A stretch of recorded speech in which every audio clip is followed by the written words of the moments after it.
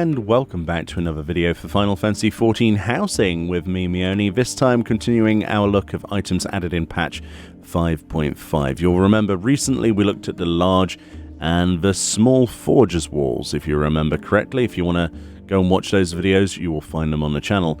Today, I want to show some additions to those housing areas for the outside that really embellishes the idea of it being a forge.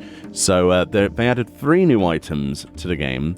As you can see, we've got a garden anvil, we've got a material table, and we've got a forging bench. Okay, so I've got the materials for these, so I'll show you how to make them. The first one is a smithing craft, which is the garden anvil.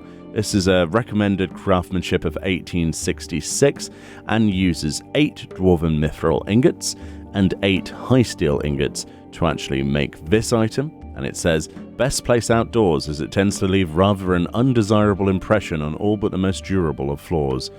Well, yeah, great excuse, but I would like an anvil inside at some point, Square Enix. We got this, which is the material table, which is materiel table. I thought that would be an A, but apparently I'm wrong. That takes 7 dwarven mithril ingots, 3 lignum vitae lumber, 3 titan bronze ingots, and 3 mana silver nuggets with 1866 recommended. And that creates an outdoor furnishing including an assortment of arms and armor, ideal for those situations where one finds oneself uttering "choose your weapon" to an unruly house guest, which is rather entertaining. And finally, we've also got the forging bench here, which takes 8 clinker bricks, 4 dwarven mithril ingots, and 4 coke to craft. Again, 1866 recommended, and that's to create a bench that says an outdoor furnishing perfect for those who prefer to do their smithing out in the open. After all, attempting to do so in enclosed spaces does come with a rather bothersome side effects brought on by smoke inhalation. That didn't stop people in the medieval times, did it? Anyway, we're going to craft these. They're basic crafts, and then we'll have a look at them in the housing.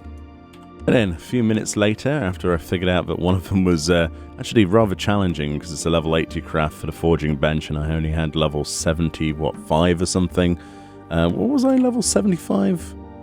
Oh, it's level 75 armorer, but that was a taxing one, but I managed to figure it out. Anyway, so here we are, fully crafted all of these bits and pieces. So we got the material table, which appears to be dyeable, the forging bench, and the garden anvil. So let's go and whack these down, as you say. So this is the forge walls, like I said before. I think I've got enough housing placement things. If not, I'll put some stuff away. Yay, not quite. Let's put these in my inventory for a second, so we've got more space anyway. So let's show these off. So first of all, this is the material table. Not sure why it's material and not material. That looks right at home there, doesn't it? That looks perfectly at home. If ever you were to say something looks perfectly at home, this is a great accompaniment to the smithing, the forge walls. You've got yourself some of the completed stuff right here. That actually looks like it was designed to be here, which, funnily enough, it was. So, of course, this is a dyeable thing. I would imagine that it's the wood that dyes, just out of just sheer guesswork, but I would imagine so. Yes. Oh, nice. So you can change it depending on what decor you've got. Of course, I've got kind of like a pink thing going on, but I don't think that would really work too well with the aesthetic of the thing. I might just leave it in one of these brown colors. It comes in a pretty decent color, to be fair. That's actually quite nice, isn't it? Chestnut brown. That could work.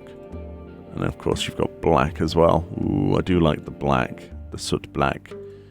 Yes, so that's how it dyes, if you are curious.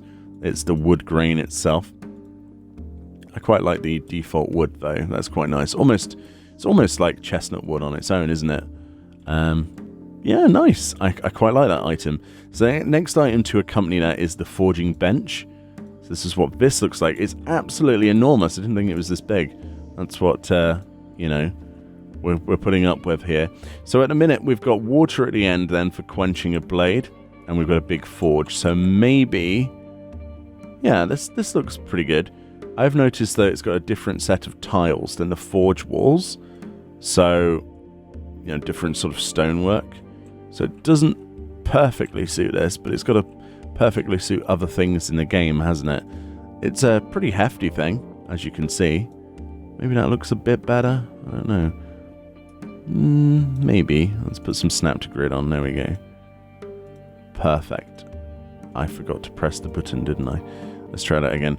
Boop, boop, boop, boop, boop. Let's just whack that over there. Actually, this isn't too bad, is it? So there you go. There's your forging bench. That's what that looks like, which is not too bad. This isn't a dyeable item, sadly. And I can't melt myself by standing on it, which is, you know, to some people in the comment section, probably really sad that I'm not burning alive right now. But there we go, judging by recent comments. And finally, we have ourselves the actual anvil itself, the garden anvil. And it's, you know, it's just a normal-sized anvil. So, of course, we have anvils over here. What they've done is, it looks like they've just repurposed is it the same asset?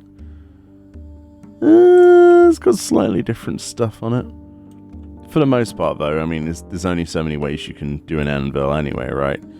But there we go. If you wanted an extra anvil, you wanted to dot this around, you wanted to make it look like this actually is a proper forge, and, you know, people are actually at work making weaponry, you know, to fight back against the Guardians or what have you, having the forge walls, and then lots of these items decorated around.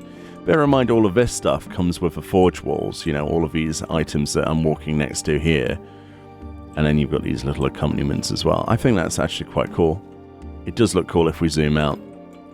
Yeah, very nice, very nice. So if you wanted to get a hold of these, like I said, I've shown you the recipes. Fairly easy to acquire.